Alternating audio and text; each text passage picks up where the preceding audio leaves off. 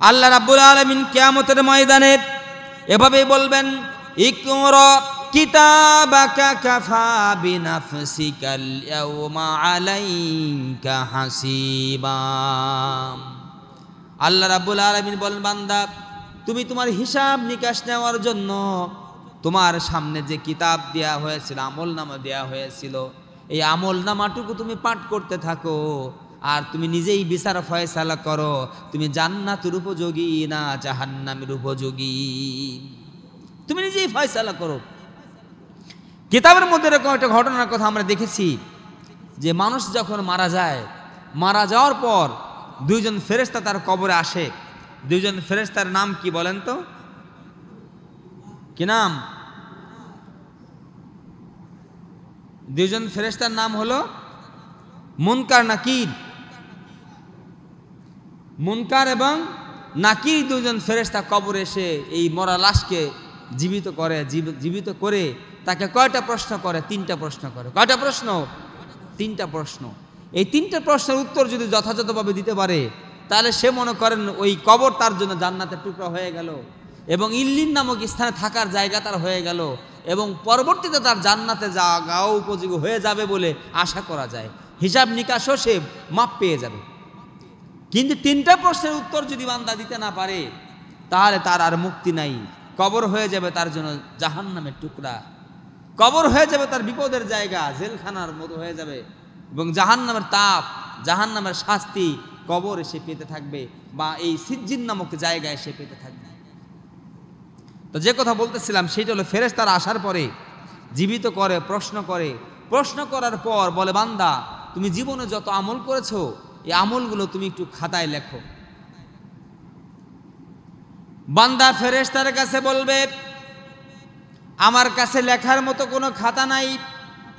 ফেরেশতারা বলবে, তোমার কাফনের কাপড় আছে, এই কাফনের কাপড়কে তুমি খাতা হিসেবে ব্যবহার করো। ওই লোক তখন বলবে, আমার কাছে কোনো কলম নাই। ওই ফেরেশতারা বলবে, কলম তোমার দরকার নাই, তোমার হাতের আঙ্গুল দিয়ে এরকম তুমি তোমার আমল নামা এই কাফনের কাপড়ে খাতা হিসেবে তুমি লিখতে থাকো। বান্দা লিখতে চাইবে না। ফেরেশতারা ভীতিকর অবস্থা তৈরি করবে, ভয় পেয়ে বান্দা লেখা শুরু করবে। কি দিয়ে লিখবে? কোনো কালির কোনো ব্যবস্থা নাই। মুখে এরকম আঙ্গুল দিয়ে দিয়ে তার কাফনের কাপড়ে সব নেক কাজগুলো লিখতে থাকবে। যত আমল করেছে, ভালো কাজ করেছে, সব আমলগুলো লিখতে থাকবে। নেক আমল যখন লেখা শেষ হয়ে যাবে, গুনার কোনো কাজ লিখবে না। ফেরেশতারা তখন তাকে ভয় দেখাবে, তোমার ওই গুনার কাজও যেগুলো ছিল সেইগুলো লেখো। সে গুনার কাজ লজ্জা মনে করে ওইগুলো লিখতে চাইবে না। ফেরেশতারা যখন তাকে ভয় দেখাবে তারপরে ওই বান্দা লিখতে বাধ্য হবে। গুনার কাজ তারও এক সময় লেখা শেষ হয়ে যাবে।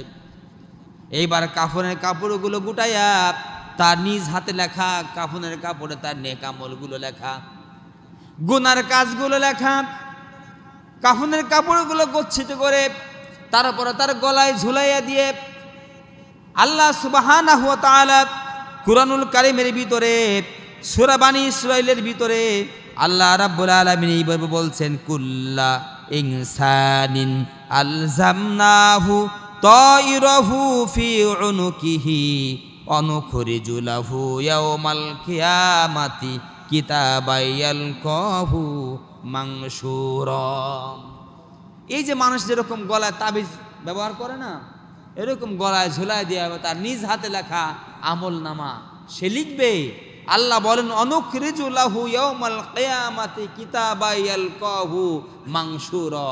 কিয়ামতের ময়দানে তার স্বহস্তে লিখিত এই আমল নামাগুলো তার সামনে পেশ করা হবে। আর পেশ করে বলবে, ইকরা কিতাবাকা কাফা বিনাফসিকা ইয়াওমা আলাইকা হাসিবা।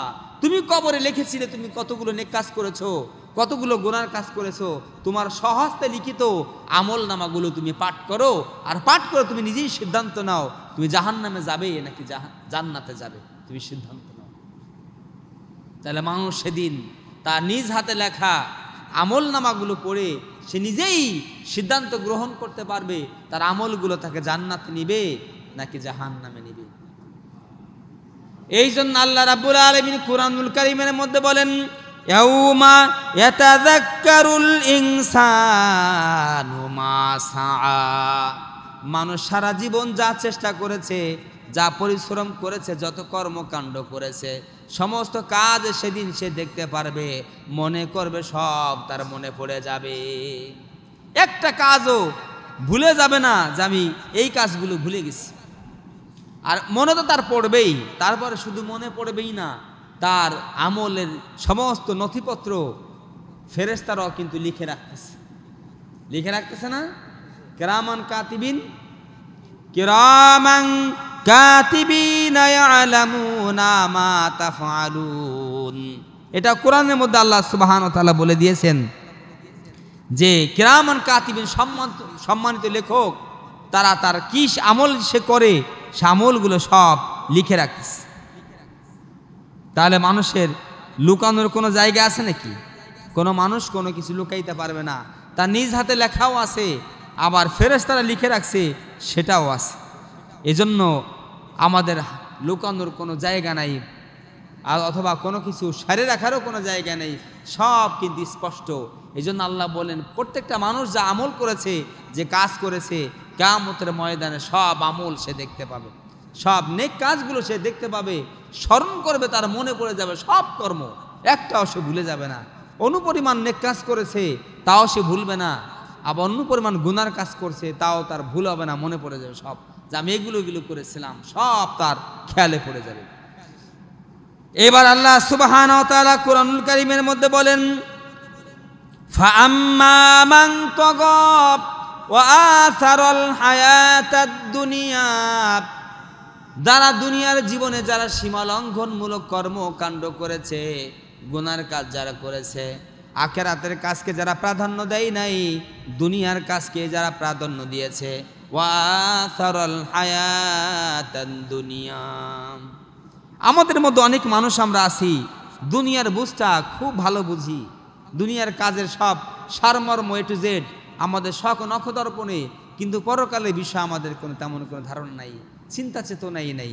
আমরা শুধু দুনিয়ার পিছনে লাগছি, তো দুনিয়ার পিছনে লাগছি, অথচ আমাদের প্রত্যেকটা কাজ করা উচিত আখেরাতকে কেন্দ্র করে, যে আমি আখেরাতে যাতে এই কাজের রেজাল্টটা, ফলাফলটা ভালো পাই, এইটা চিন্তা ভাবনা করেই কিন্তু আমাদের কাজ করা দরকার। দুনিয়ার জীবনকে আমরা মত্ত হয়েছি কিভাবে, যদি আমরা একটু দৃষ্টান্ত দেই, এক্সাম্পল দেই, তাহলে জিনিসটা সহজে বোঝা যাবে যে কেমন ভাবে আমরা বিভোর। এক লোক ছিল, সে তেলের ব্যবসা করত। কিসের ব্যবসা? তেলের ব্যবসা করত। তেল আগে তো দেখা যাইতো মানুষ মাথায় করে করে বিভিন্ন গ্রামে গ্রামে ঘুরতো, রায় সরিষা এগুলো নিত, 1 কেজি নিত, হয়তো 1 পোয়া তেল দিত। এইভাবে আপনারা দেখছেন তো নিশ্চয়ই, এখানে যারা আছেন অধিকাংশ তো মানুষ জানেন, আমার চেয়ে তো অভিজ্ঞতা আপনাদের অনেক বেশি, যে বলমারি থেকে এরকম কলুরা আসতো, তেলের ড্রাম এরকম মাথায় করে বস্তার সাথে রাই সরিষা নিত মহিলাদের কাছ থেকে, আর বিনিময়ে কি তেল দিয়ে যাইত। একরকম তেল বিক্রেতা তেল বিক্রি করে আর তার সংসার নির্বাহ করে। একদা তেল বিক্রি করার জন্য রওনা দিয়েছে, আর চিন্তা ভাবনা করতেছে, একজন আনম্যারিড পার্সন, বিবাহ করে নাই, এরকম একজন ব্যবসায়ী তেল নিয়ে চলছে কোথাও, আর চিন্তা ভাবনা করতেছে যে এইবার তেল ব্যবসা করে আমার যত লাভ হয়, এই লাভগুলো দিয়ে আমি একটা মুরগি কিনবো। লাভ দিয়ে ব্যবসার পুঁজি থাকবে, লাভ দিয়ে কি কিনবে? মুরগি কিনবে। মুরগি যদি পালন করে কয়েক মাসের মধ্যেই মুরগিতে ডিম দেওয়া শুরু করবে। তা ডিম দিলে ডিমগুলোর থেকে যদি বাচ্চা হয় তাহলে অনেকগুলো বাচ্চা হবে, 2-4 মাস পরেই এই বাচ্চাগুলো বেশ বড় হয়ে যাবে। আমি সব মুরগিগুলো বিক্রি করে দিয়ে আমি একটা ছাগল কিনব। তারপরে ছাগলও এরকম 1-2 বছর পালন করে তারও বাচ্চা টাচ্চা হবে, বংশ বৃদ্ধি পেয়ে অনেক ছাগল হয়ে যাবে, টাকা পয়সার মালিক হয়ে যাব আমি। বিক্রি করে আমি একটা গাভী কিনবো। গাভী কেনার পর গাভী এরকম 1-2 বছর পালন করলে গাভী এরকম বাচ্চা দেবে, কয়েকটা গরু হয়ে যাবে, হ্যাঁ, অনেক টাকার মালিক আমি হয়ে যাব। তারপর এই টাকা দিয়ে আমি সুন্দর করে একটা ঘর দেব, সুন্দর করে একটা ঘর দেব। ঘর দেওয়ার পরে যখন আমার ঘরটা দেওয়া হয়ে যাবে, তখন আমার বিবাহের জন্য একটা চিন্তা ভাবনা করব। দেখে শুনে সুন্দরী একটা মেয়েকে আমি বিবাহ করে ফেলব। বিবাহ শাদী করার পর 2-1 বছরের মধ্যে আমার সন্তানাদি হবে। তারপর সন্তানাদি হলে আমার এই সন্তান আমাকে বাবা বলে ডাকবে, আব্বা আব্বা বলে ডাকবে, হ্যাঁ, আমার অনেক আনন্দ হবে, অনেক মজা হবে। আর তারপরে একদিন যদি ওরকম সন্তান আমাকে ডাকতে আসে, আব্বা আম্মা ভাত রান্না করেছেন, আপনাকে খেতে যেতে হবে, তাড়াতাড়ি যান, আমার এখন না পরে। এরকম যখন নিজে নিজেই কল্পনা করতেছে, আর এখন খাবো না পরে খাবো, যে এরকম ধমক দিছে, ওই যে তেলের মাথার ড্রাম যে ছিল উপরে মাথার উপরে, ওটা মাটিতে পড়ে গেছে। তেলের ড্রাম যখন মাটিতে পড়েছে, ড্রাম বাস্ট হয়ে বা ভেঙে চুরে একেবারে মাটিতে তেলগুলো কি চুষে নিয়ে যাচ্ছে, নিয়েই গেছে। এখন এখানে সে হাওমাও করে কান্নাকাটি করা শুরু করে দিয়েছে। কি করতেছে? কান্নাকাটি করা শুরু করে দিয়েছে, কান্নাকাটি করা শুরু করে দিয়েছে। লোকেরা এসে বলতেছে, তুমি কান্নাকাটি করো কেন? কেন কান্নাকাটি করো? বলে, আমার হাজার হাজার টাকার সম্পদ সব মাটিতে চুষে নিয়ে গেল, আমার সারা জীবনের স্বপ্ন সব এই মাটিতে চুষে নিয়ে গেল, আমার কোনো স্বপ্নই পূরণ হলো না, আমার মুরগি কেনা হলো না, আমার ছাগল কেনা হলো না, আমার গরু কেনাও হলো না, আমার সুন্দর বাড়ি করাও হলো না, স্ত্রীকে বিবাহ করাও হলো না, বাবা বাবা বলে ডাকও শোনা হলো না, কিছুই হলো না। আমার জীবনের সব স্বপ্ন এই তেলের সাথে মাটির সাথে মিশে গেল, তার সব শেষ। আমরা যারা আছি দুনিয়ার মানুষ, আমরা কিন্তু প্রত্যেকটা ব্যবসা করি, বাণিজ্য করি, ক্ষেত করি, খামার করি, আমাদের মনের মধ্যে কিন্তু এরকম স্বপ্ন জাগ্রত আছে না নাই? স্বপ্ন দেখতেছি কি না কি কিছু করে ফেলবো, কিন্তু সমস্ত স্বপ্নই কিন্তু একদিন ওরকম ওই তেলওয়ালার মতো আমাদের আজরাইল যখন চলে আসবে আর আমার জীবনটা যখন নিয়ে যাবে, সমস্ত স্বপ্নগুলো আমার থেকে যাবে, সব মিথ্যা হয়ে যাবে, আমার জীবনে কিছুই থাকবে না। এই জন্য অর্থবিত্তর চিন্তা ভাবনা মানুষকে অন্ধ করে ফেলে, নেক কাজ থেকে মানুষকে দূরে সরাইয়া দেয়, আর গুনার কাজের সাথে বেশি বেশি করে সম্পর্ক করে ফেলে। এই জন্য আল্লাহ রাব্বুল আলামিন কুরআনুল কারীমের মধ্যে বলেন, ইন্নাল্লাযীনা ইয়াস্তাহিব্বুনাল হায়াতাদ দুনিয়া আলাল আখিরাতি ওয়া ইয়াসুদ্দুনা আন সাবিলিল্লাহ। সূরা ইব্রাহিমের ৩ নম্বর আয়াত। আল্লাহ রাব্বুল আলামিন বলেন, নিশ্চয়ই দুনিয়ার জীবনের কাজকে যারা অগ্রগণ্য মনে করে, প্রাধান্য দেয়, দুনিয়ার কাজকেই যারা বেশি বেশি করে বেশি বেশি গুরুত্ব দেয়, পরকালের কাজকে যারা গুরুত্ব দেয় না, ওই মানুষগুলো দুনিয়ার কাজের মধ্যে এমনভাবে লিপ্ত হয়ে পড়ে, আখিরাতের কাজ করার আর তাদের সময় থাকে না। আখিরাতের কাজ করার আর তার টাইম নাই। সে যে টাইম পেয়েছিল, আমি গত জুমাতে বলেছি, মরে যাওয়ার সময় কিন্তু আল্লাহর কাছে কাকুতি মিনতি করে বলবে, আল্লাহ একটু সময় দেন আমারে, আমার তো কাজ শেষ করতে পারি নাই, সময় কি পাওয়া যাবে? দেওয়া যাবে? দেওয়া যাবে। তাহলে আমার দুনিয়ার কাজ আমি নিয়েই ব্যস্ত আছি, আখিরাতের কাজ যদি আমার এরকম শূন্য হয়ে যায়, একদিন কিন্তু আফসোস করলে কোনো লাভ হবে? লাভ হবে? ছোট্ট একটা গল্প মনে পড়ে। এক এলাকায় একটা জেলে মাছ ধরতে গিয়েছে নদীতে মাছ ধরতে গেলে অনেকগুলো মাছ পেয়েছে। মাছগুলো যখন বাড়িতে এনেছে, সবচাইতে বড় মাছ যেটা ছিল, মনে করলে এই মাছটা আমি পরিবারের জন্য রাখবো, পরিবার জন্য রেখেছে। তার স্ত্রী যখন মাছটা কুটেছে, মাছের ভিতরে স্বর্ণের একটা আংটি পাওয়া গিয়েছে।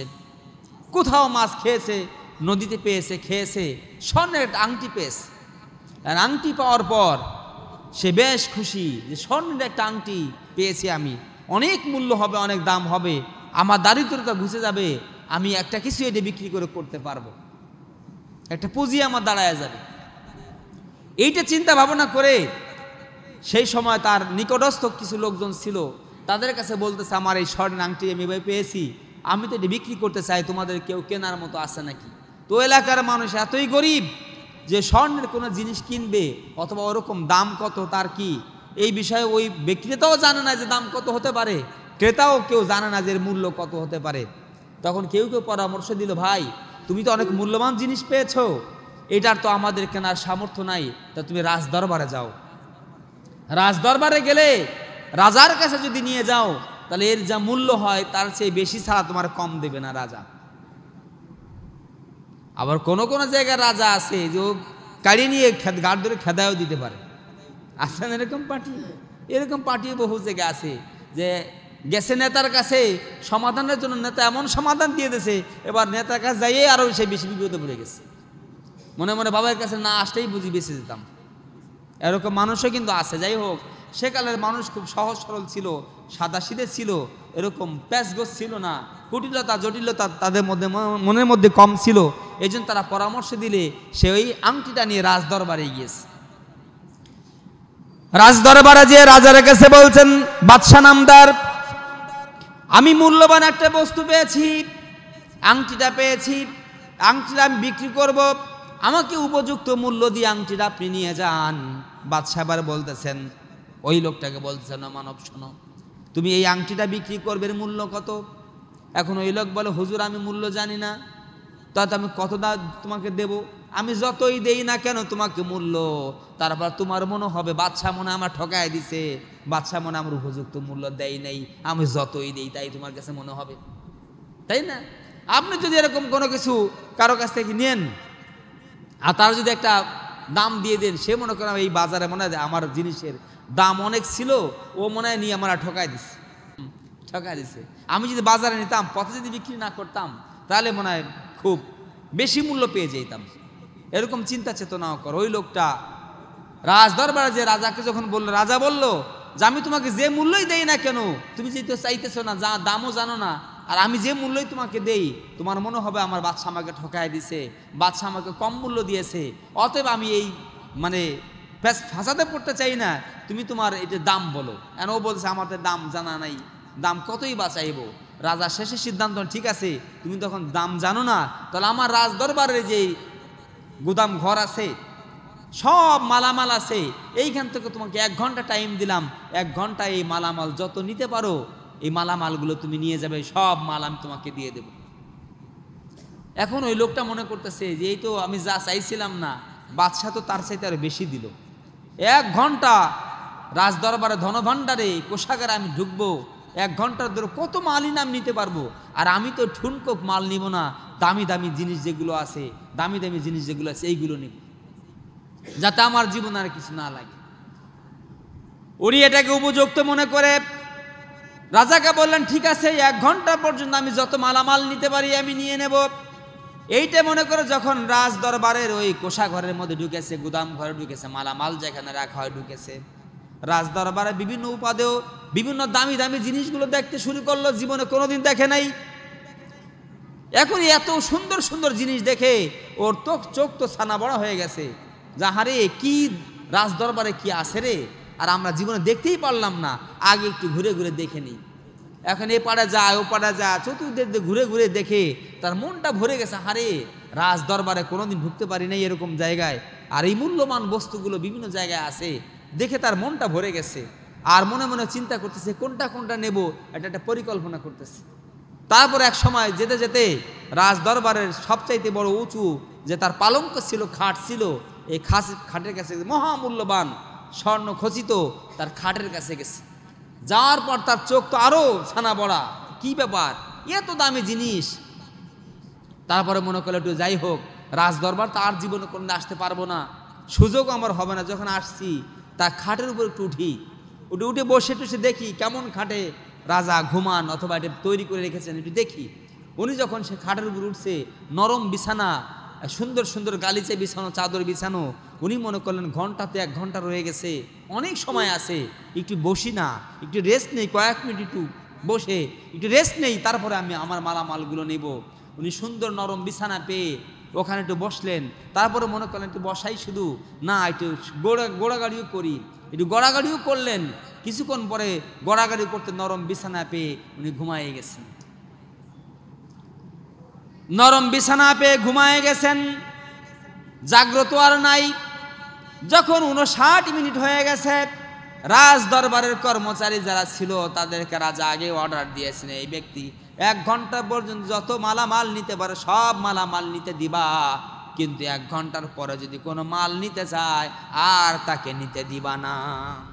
কর্মচারীদেরকে রাজা যখনই আদেশ দিয়ে দিয়েছেন, কর্মচারীরা 59 মিনিটে সময় চলে আসছে, এসে তন্ন তন্ন করে ঘুরে লোকটাকে পাওয়া যাচ্ছে না।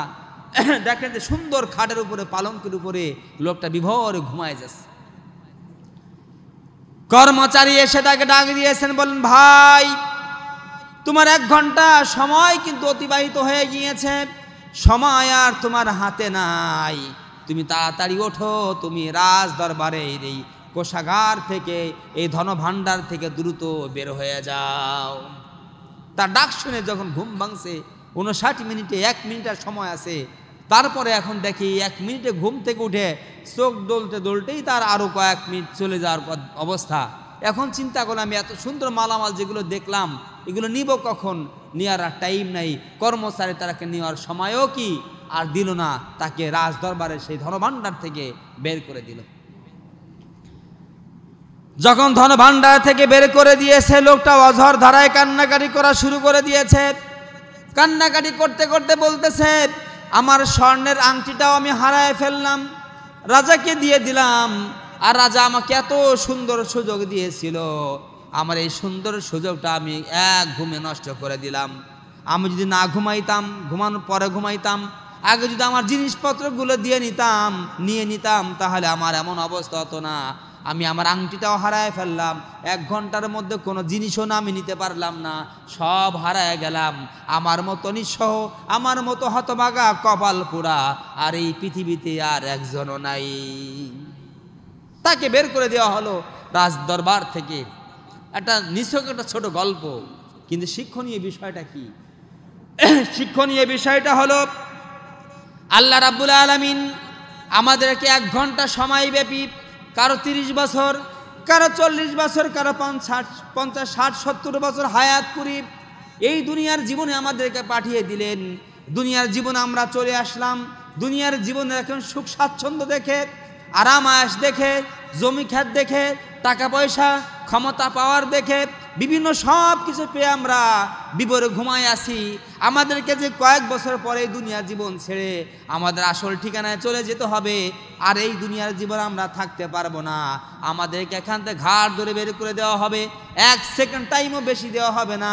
ওই জেলে যেরকম নিঃস্ব অবস্থায় রাজদরবার থেকে বের হয়ে চলে গেছে, আমাদেরকে শূন্য হাতে, খালি হাতে এই দুনিয়ার জীবন ছেড়ে আমাদেরকে চলে যেতে হবে। তখন কিন্তু কান্নাকাটি করলে কোনো লাভ হবে না। লাভ হবে? তখন কান্নাকাটি করলে, চিৎকার করলে কোনো লাভ হবে না, সব কিছু আমরা হারায় বসবো। এই জন্য সময় থাকতে না ঘুমাইয়া, না আরাম আয়েশ করে, আর দুনিয়ার এরকম চাকচিক্যতে এরকম আবদ্ধ না হয়ে যদি আমরা পরকালের জন্য কিছু করি, তাহলে সেটা কিন্তু আমাদের থেকে যাবে। থাকবে কি থাকবে না? এই জন্য মহান আল্লাহ রাব্বুল আলামিন কোরআনুল কারীমের মধ্যে বলেন, ফাআম্মা মান তাগা ওয়া আসারাল হায়াতাদ দুনিয়া ফাইন্নাল জাহিমা হিয়াল মাওয়া। দুনিয়ার জীবনে যারা সীমালঙ্ঘনমূলক, অপরাধমূলক কর্মকাণ্ডের সাথে যাদের সম্পর্ক, অপরাধমূলক কর্মকাণ্ড করে, যারা গুনার কাজ করে, আর দুনিয়ার কাজকে যারা প্রাধান্য দেয়, আখিরাতের কাজকে যারা প্রাধান্য দেয় না, আল্লাহ রাব্বুল আলামিন বলেন কিয়ামতের ময়দানে জাহান্নামই হবে তাদের জন্য উপযুক্ত জায়গা। দুনিয়ার জীবনকে এরকম করলে হবে না, পরকাল নিয়ে আমাদের ভাবতে হবে। পরকাল নিয়ে কি করতে হবে? ভাবতে হবে। দুনিয়ার জীবনের লোভ, দুনিয়ার জীবনের লালসা আমাদের অন্ধ করে তুলছে। আমরা দুনিয়ার কাজকর্ম নিয়ে অনেক ব্যস্ত, আখেরাতের কাজ নিয়ে আমাদের কোনো টেনশন নাই, কোনো চিন্তা নাই, আমাদের মধ্যে উদ্গ্রীবতা নাই, আমাদের কোনো আন্তরিকতা নাই, আমাদের কোনো মনোযোগ নাই। আমরা শুধু দুনিয়ার জীবনে কিভাবে আয় করব, সে বৈধ হোক আর অবৈধ হোক, কিভাবে কি করব না করব, হাজার রকম স্বপ্ন নিয়ে আমরা ঘুরতেছি, অথচ আখেরাতের কাজ নিয়ে আমাদের কোনো টেন্ডেন্সি নাই, চিন্তা চেতনা নাই। আল্লাহ রাব্বুল আলামিন দুনিয়ার জীবনটা কেমন, আর একটা ছোট্ট ঘটনা বলি, রাগ করতেছেন না তো আপনারা? ছোট্ট একটা ঘটনা বলি, শেষ করে দিব। দুনিয়ার জীবনটা কেমন?